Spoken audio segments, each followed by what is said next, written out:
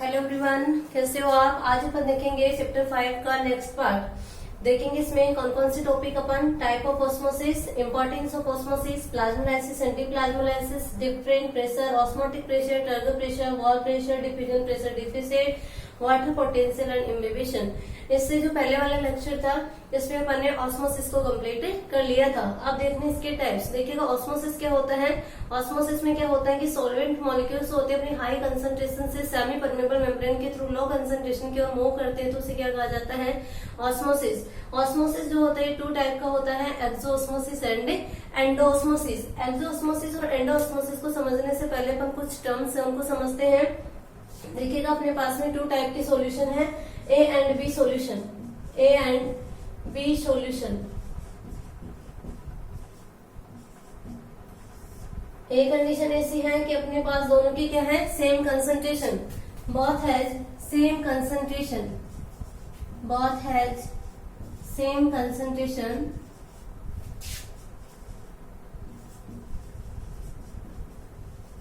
और दूसरी कंडीशन हो सकती है both has different condition, sorry different concentration, different concentration. जब सेम कंसंट्रेशन होती है तो दोनों कैसे होंगे, बोथ आइसोटोनिक। अब डिफरेंट कंसंट्रेशन है तो मान लिया कि एक सॉल्यूशन जो है जैसे कि उसके हाई कंसंट्रेशन वाला है, दूसरा लो कंसंट्रेशन वाला, यानी कि हाई कंसंट्रेटेड सॉल्यूशन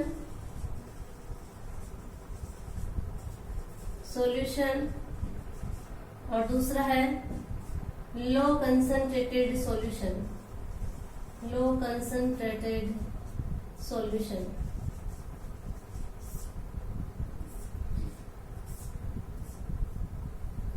लिखना समझिए। देखिएगा आइसोटोनिक। आइसोटोनिक में क्या है कि दोनों सॉल्यूशन जो है उसकी कंसंट्रेशन दोनों की क्या है, सेम है, तो दोनों सॉल्यूशन कैसे होंगे, आइसोटोनिक सॉल्यूशन। ये अपन बोल सकते हैं कि आइसोटोनिक सॉल्यूशन जो होता है उसमें सॉल्यूट एंड सॉल्वेंट दोनों की क्या होती है, इक्वल अमाउंट होती है, तो वो सॉल्यूशन कौन सा होता है, आइसोटोनिक सॉल्यूशन होता है। दूसरी देखा अपन की डिफरेंट कंसंट्रेशन है। एक में देखा अपन की हाई कंसंट्रेटेड सॉल्यूशन है, दूसरे क्या है, low concentrated solution. High concentrated solution जो होता है इसमें सॉल्यूट की अमाउंट जो है वो क्या होती है, मोर होती है। हाईली कंसंट्रेटेड यानी कि सॉल्यूट की अमाउंट जो होती है मैक्सिमम होती है, और जो सॉल्वेंट होता है, सॉल्वेंट जो होता है उसकी कंसंट्रेशन क्या होती है, लो होती है। जबकि लो कंसंट्रेटेड सॉल्यूशन जो होता है इसमें सॉल्यूट तो क्या होते हैं, लेस होते हैं, और सॉल्वेंट क्या होता है, मोर होता है। सॉल्वेंट जो होता है वो क्या होता है, मोर होता है। जब सॉल्यूट क्या हो, ज्यादा हो और सॉल्वेंट कम होता है तो ऐसे सॉल्यूशन को क्या कहते हैं, हाइपरटोनिक सॉल्यूशन। कौन सा सॉल्यूशन, हाइपरटोनिक सॉल्यूशन। और ऐसा सॉल्यूशन जिसमें सॉल्यूट की कंसंट्रेशन जो है वो लेस होती है और सॉल्वेंट की कंसंट्रेशन यानी कि वाटर की कंसंट्रेशन जो होती है मोर होती है, तो ऐसे सॉल्यूशन को क्या कहते हैं, हाइपोटोनिक सॉल्यूशन। कौन सा सॉल्यूशन, हाइपोटोनिक सॉल्यूशन। ठीक है, यहाँ पे क्या है, सॉल्यूट एंड सॉल्वेंट दोनों की कंसंट्रेशन क्या होती है, इक्वल होती है, तो इसी सॉल्यूशन को क्या कहते हैं, आइसोटोनिक। हाइपरटोनिक में क्या होगा, सॉल्यूट की कंसंट्रेशन क्या होगी, ज्यादा होगी, सॉल्वेंट कम होगा, तो वो क्या होगा, हाइपरटोनिक सॉल्यूशन। और हाइपोटोनिक यानी कि जिसमें सॉल्यूट तो क्या होते हैं, लेस होते हैं, और सॉल्वेंट क्या होता है, मोर होता है, यानी कि वाटर की कंसंट्रेशन जहाँ पे ज्यादा होती है वो कौन सा होता है, हाइपोटोनिक सॉल्यूशन होता है। तो अब देखिएगा कि जब अपन एक सेल को आइसोटोनिक सॉल्यूशन में रखते हैं, अपने पास ये सेल है, इस सेल को क्या किया मैंने, आइसोटोनिक सॉल्यूशन में रखा, आइसोटोनिक सॉल्यूशन में। यानी कि एक सेल को जब आइसोटोनिक सॉल्यूशन में रखते हैं तो क्या होता है, कोई भी वाटर की मूवमेंट नहीं होगी, कि दोनों और कंसंट्रेशन क्या होगी, इस ड्यूरिंग क्या होती है, शेयर में होती है। सेल के अंदर की कंसंट्रेशन और बाहर कंसंट्रेशन क्या होती है, इक्वल होती है, इस वजह से यहाँ पे वाटर की कोई मूवमेंट नहीं होती है। दूसरी कंडीशन अपन देखें, अपने पास में सेल है, इस सेल को अपन ने रखा कौन सी सॉल्यूशन में, हाइपरटोनिक सॉल्यूशन में, हाइपरटोनिक सॉल्यूशन में। एक सेल को जब हाइपरटोनिक सॉल्यूशन में रखा जाएगा, हाइपरटोनिक सॉल्यूशन है, इसका मतलब क्या है, यहाँ पे वाटर की कंसंट्रेशन क्या है, लेस है, यानी कि सॉल्वेंट लेस और सोल्यूट क्या है, मोर है। सोल्यूट क्या है, यहाँ पे मोर है। सेल के अंदर क्या होगा, सोल्यूट जो होंगे वो तो लेस है और वाटर की कंसंट्रेशन क्या है, मोर है। तो ऑस्मोसिस के अकॉर्डिंग क्या होता है, सेल के अंदर से वाटर जो होता है वो एक्सटर्नल मीडियम में आता है, ठीक है, क्योंकि यहाँ पे वाटर की कंसंट्रेशन कम और सेल के अंदर ज्यादा है, तो सेल के अंदर से वाटर जो होता है बाहर की ओर आता है। तो इस प्रोसेस को क्या कहते हैं, एक्सोऑस्मोसिस, यानी कि सेल से वाटर जो है बाहर निकल रहा है, तो ये क्या होगा, एक्सोऑस्मोसिस। तो क्या बोल सकते हैं अपन कि यदि किसी सेल को हाइपरटोनिक सॉल्यूशन में रखा जाता है तो सेल से वाटर जो होता है बाहर रिलीज होता है, इस प्रोसेस को क्या कहते हैं, एक्सोऑस्मोसिस। तो यहाँ पे क्या होगा, एक्सोऑस्मोसिस। ऐसे ही एक सेल है अपने पास में, इस सेल को यदि अपन किस में रखते हैं, हाइपोटोनिक सॉल्यूशन में, कौन सी सॉल्यूशन में रखे, हाइपोटोनिक सॉल्यूशन में जब अपन सेल को रखते हैं तो क्या होता है, देखिएगा हाइपोटोनिक सॉल्यूशन है तो बाहर वाटर की कंसंट्रेशन क्या है, ज्यादा है, और सोल्यूट की कंसंट्रेशन क्या है, कम है। सेल के अंदर क्या होगा, वाटर कम होगा और सोल्यूट क्या होगा, ज्यादा होगा। तो वाटर क्या करेगा, अपनी हाई कंसंट्रेशन से लो कंसंट्रेशन की ओर मूव करता है, यानी कि वाटर क्या होगा, अब इस कंडीशन में क्या होगा, सेल के अंदर इंटर करता है, तो इस प्रोसेस को क्या कहते हैं, एंडोऑस्मोसिस। तो अपन बोल सकते हैं कि जब एक सेल को हाइपोटोनिक सॉल्यूशन में रखा जाता है तो क्या होता है, एंडोऑस्मोसिस, यानी कि वाटर जो होता है सेल के अंदर इंटर करता है, तो इसे क्या बोलते हैं, हाइपोटोनिक। देखिएगा एक्सोऑस्मोसिस में क्या होती है, सेल जो होती है श्रिंक होती है, क्यों होती है, क्योंकि एक्सोऑस्मोसिस में क्या होगा, अपन कैसे सॉल्यूशन में रखते हैं सेल को, हाइपरटोनिक में, यानी कि एक्सोऑस्मोसिस में सेल को जब हाइपरटोनिक सॉल्यूशन में रखा जाता है तो वाटर जो होता है सेल से बाहर रिलीज होता है, और जब वाटर जो है कंटिन्यूसली बाहर आता जाएगा तो सेल क्या हो जाती है, श्रिंक हो जाती है, फ्लैसिड हो जाती है। जबकि एंडोऑस्मोसिस जो होता है उसमें सेल कैसी होती है, टर्जिड होती है, क्यों, क्योंकि एंडोऑस्मोसिस में अपन सेल को कहाँ पे पुट करते हैं, हाइपोटोनिक सॉल्यूशन में।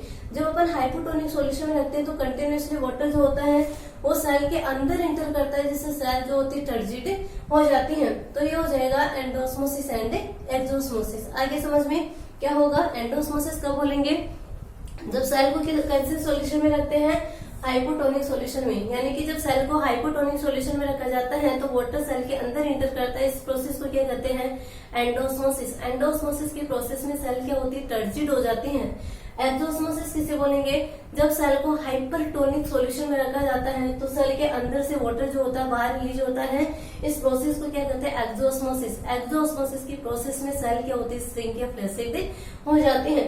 इस प्रकार से अपना टॉपिक कंप्लीट होता है। नेक्स्ट देखते हैं इंपोर्टेंस ऑफ ऑस्मोसिस। ऑस्मोसिस की क्या क्या इंपोर्टेंस है, तो देखिएगा प्लांट्स के जो रूट हेयर्स होते हैं वो कौन सी प्रोसेस के थ्रू वाटर अब्जॉर्ब करते हैं, ऑस्मोसिस के थ्रू।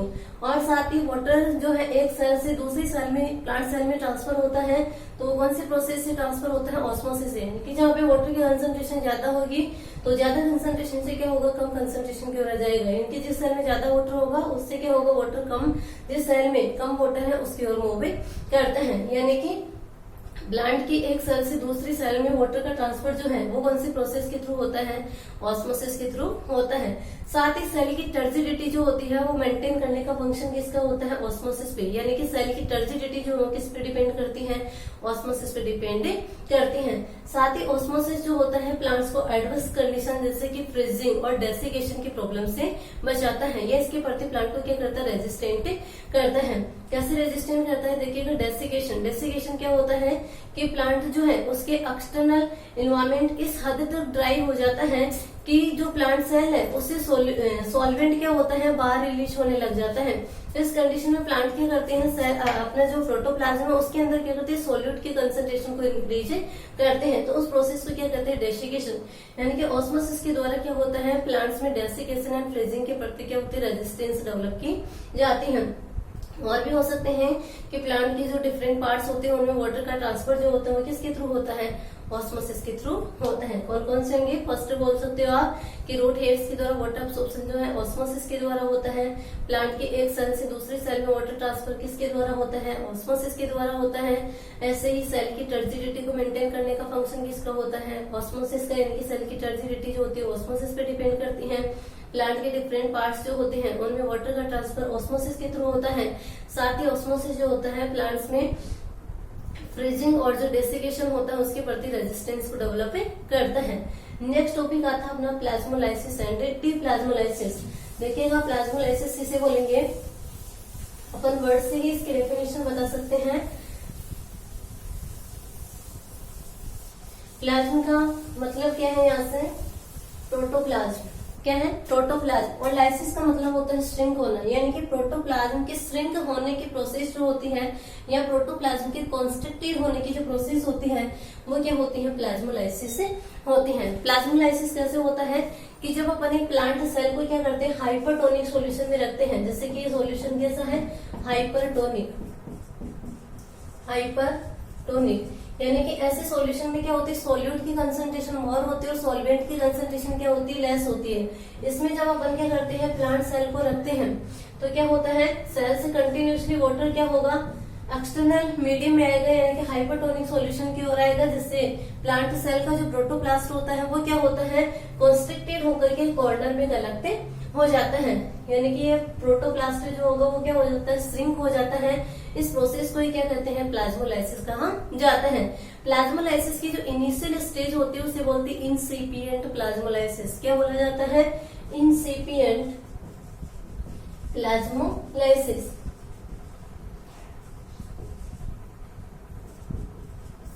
यानी कि जब प्रोटोप्लाज्म श्रिंक होने लगता है तो उसकी स्टार्टिंग की जो फेज होती है उस फेज को क्या कहते हैं, इंसिपिएंट प्लाज्मोलाइसिस फेज कहा जाता है।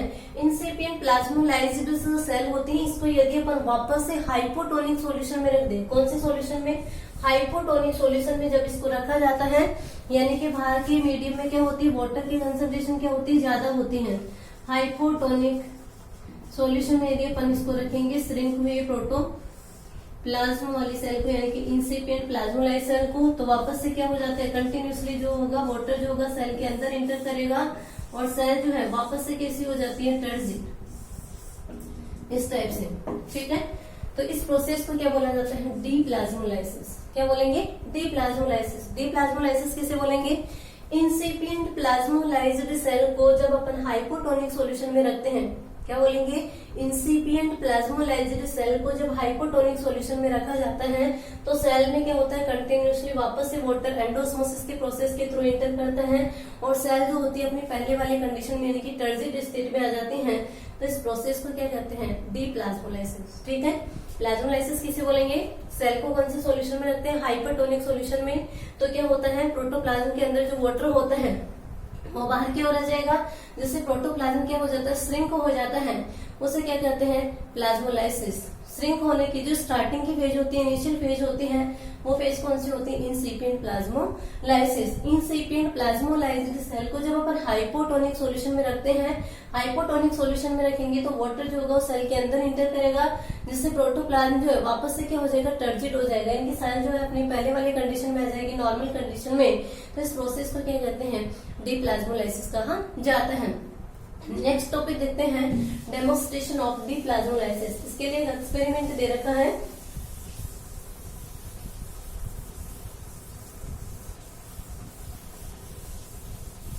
देखिएगा, demonstration of deplasmolysis. Demonstration of plasmolysis. इसमें क्या करते हैं, रोयो डिस्कलर जो प्लांट है, रोयो डिस्कलर प्लांट जो होती है, इसकी लिविश की लोअर एपिडर्मिस ली जाती है। कौन सी एपिडर्मिस लेते हैं, लोअर एपिडर्मिस। लोअर एपिडर्मिस में क्या होता है, पर्पल कलर या वॉयलेट कलर होता है, जिसके कारण अपन जब इसको माइक्रोस्कोप में देखते हैं तो अपन को आसानी से ऑब्जर्व हो जाती है। तो अपन इसकी लोअर एपिडर्मिस लेते हैं, इस लोअर एपिडर्मिस के दो पार्ट कर लिए जाती हैं, दो सेक्शन कट कर लिए जाते हैं। एक सेक्शन जो होता है इसको किसमें पुट करते हैं, हाइपोटोनिक सॉल्यूशन में। कौन सी सॉल्यूशन में रखा जाता है, हाइपोटोनिक सॉल्यूशन में रखते हैं। और दूसरा जो पार्ट अपने लिए है इसको रखा जाता है हाइपरटोनिक सॉल्यूशन में, हाइपरटोनिक सॉल्यूशन में, जैसे कि शुगर सॉल्यूशन में अपन इसको पुट कर देते हैं। इसके बाद में जब अपन माइक्रोस्कोप से ऑब्जर्व करते हैं तो क्या देखते हैं कि जिस सेल को अपन हाइपोटोनिक सॉल्यूशन में रखते हैं वो सेल जो होती है वो कैसी बनी रहती है, टर्जिड। कैसी बनी रहती है, टर्जिड। और जिस सेल को शुगर सॉल्यूशन या हाइपरटोनिक सॉल्यूशन में रखा गया है उस सेल का प्रोटोप्लाज्म जो है वो कैसा हो जाता है, श्रिंक हो जाता है। यानी कि किसको शो करती है, प्लाज्मोलाइसिस को। इसका प्रोटोप्लाज्म क्या हो चुका है, श्रिंक या कॉन्स्ट्रिक्टेड हो चुका है, तो इसे क्या बोलेंगे, प्लाज्मोलाइसिस। वापस से जब अपन इस सेल को क्या करें, हाइपोटोनिक सॉल्यूशन में रखते हैं, जैसे ही हाइपोटोनिक सॉल्यूशन में रखेंगे तो वाटर क्या होगा, वापस से क्या होगा, सेल के अंदर इंटर करेगा और सेल जो होती है अपनी पहले वाली कंडीशन में आ जाती हैं, यानी कि किसको रिप्रेजेंट करती हैं, डिप्लाज्मोलाइसिस को। ठीक है, क्या करना है इसमें आपको कि रोयो डिस्कलर प्लांट की जो लीफ होती है उसकी लोअर एपिडर्मिस ली जाती है, इसको 2 सेक्शंस लिए जाते हैं। एक सेक्शन या एक कट जो होता है उसको किसमें रखते हैं, हाइपोटोनिक सॉल्यूशन में। हाइपोटोनिक सॉल्यूशन में जिस सेक्शन को रखा जाता है वो कैसा बना रहता है, टर्जिड। और जिस कट को अपन ने हाइपोटोनिक सॉल्यूशन या शुगर सॉल्यूशन में रखा है वहां पे क्या होगा, प्लाज्मोलाइसिस की प्रोसेस होगी, यानी कि हाइपोटोनिक सॉल्यूशन है तो अंदर का वाटर जो होगा वो बाहर क्यों रहेगा, जिससे प्रोटोप्लाज्म क्या हो जाता है, श्रिंक हो जाता है। तो इस प्रोसेस को क्या बोलेंगे, प्लाज्मोलाइसिस। लेकिन बाद में क्या करें अपन, इस प्लाज्मोलाइज्ड सेल को क्या करते हैं, हाइपोटोनिक सॉल्यूशन में रखते हैं। तो क्या होता है, हाइपोटोनिक सॉल्यूशन में जैसे रखेंगे तो वाटर मॉलिक्यूल जो होंगे सेल के अंदर इंटर करेंगे, जिससे सेल जो प्रोटोप्लाज्म है वो वापस से क्या होगा, अपनी पहले वाली कंडीशन या टर्जिड स्टेट में आ जाएगा। तो इस प्रोसेस को क्या कहते हैं, डिप्लाज्मोलाइसिस कहा जाता है। इसके बाद में नेक्स्ट आता है डिफरेंट प्रेशर्स। तो डिफरेंट प्रेशर्स में देखेंगे अपन सबसे पहले ऑस्मोटिक प्रेशर देखिएगा। फर्स्ट है ऑस्मोटिक प्रेशर।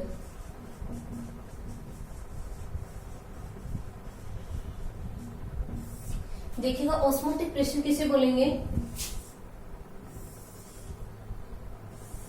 एग्जांपल से देखिए।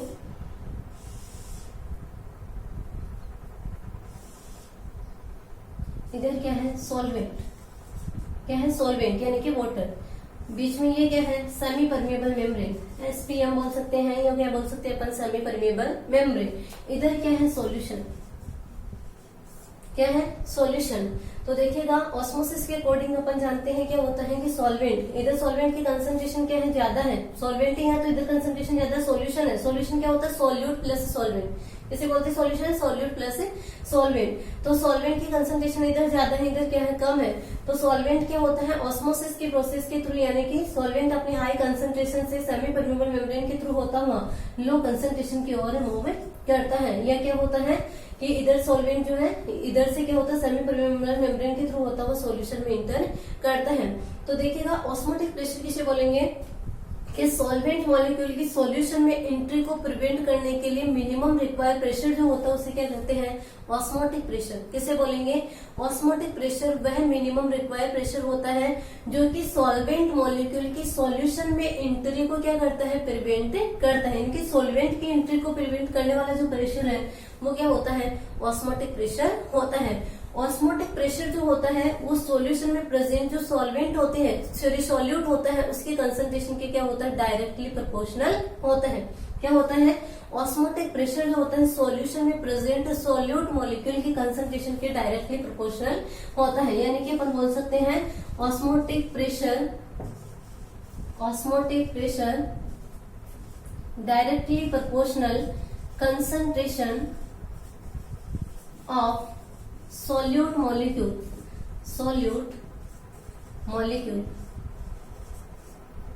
present in solution।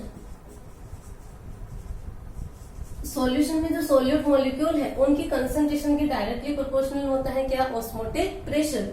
जब अपन इस सॉल्यूशन में क्या करते हैं, सोल्यूट की कंसंट्रेशन को बढ़ाएंगे, किसकी कंसंट्रेशन को, सोल्यूट की कंसंट्रेशन को जब इंक्रीज करते हैं तो यहाँ पे सोल्यूट अपन इंक्रीज करेंगे तो अब वाटर क्या होगा, और तेजी से क्या होगा, अंदर की ओर आएगा। तो अपन को क्या करना है, एंट्री को प्रिवेंट करना है सॉल्वेंट की। तो जैसे जैसे अपन सोल्यूट की कंसंट्रेशन बढ़ाएंगे वैसे वैसे सॉल्वेंट अंदर आएगा और इस सॉल्वेंट की एंट्री को प्रिवेंट करने के लिए अपन को उतना ही क्या करना पड़ेगा, ऑस्मोटिक प्रेशर को इंक्रीज करना पड़ेगा। इसलिए अपन बोल सकते हैं कि ऑस्मोटिक प्रेशर जो होता है वो डायरेक्टली किसके प्रोपोर्शनल होता है, कंसंट्रेशन ऑफ सॉल्यूट मॉलिक्यूल। यानी कि जैसे जैसे अपन सॉल्यूट की कंसंट्रेशन बढ़ाते हैं वैसे वैसे अपन को सॉल्वेंट की एंट्री को प्रिवेंट करने के लिए ऑस्मोटिक प्रेशर को क्या होता है, इंक्रीज करना पड़ता है। तो ये फर्स्ट हो जाएगा अपना ऑस्मोटिक प्रेशर। क्या होगा कि वह मिनिमम रिक्वायर्ड प्रेशर जो कि सॉल्वेंट की सॉल्यूशन में एंट्री को प्रिवेंट करता है उस प्रेशर को क्या कहते हैं, ऑस्मोटिक प्रेशर कहा जाता है। दूसरा आता है turgor pressure and wall pressure. Turgor pressure and wall pressure.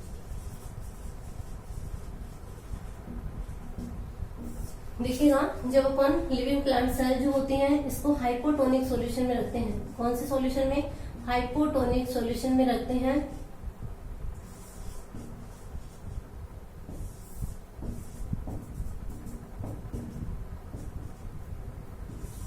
यानी कि बाहर की ओर क्या है, वाटर की कंसंट्रेशन ज्यादा है, सेल के अंदर क्या है, वाटर की कंसंट्रेशन लेस है।